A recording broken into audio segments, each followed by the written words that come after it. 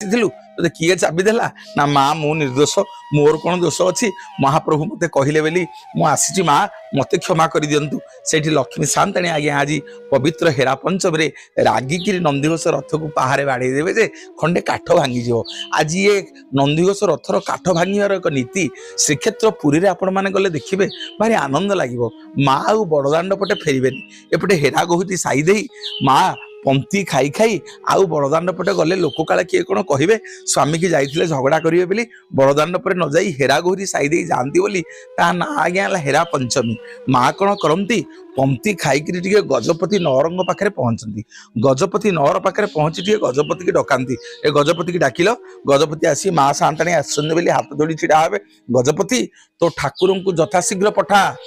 ताकू किए कहला ते किए कहला तो ठाकुर नहीं यात्रा करने तो राज्य जाक समस्त लक्ष्मी छड़ा करदेवी अन्न वस्त्र पाइबनी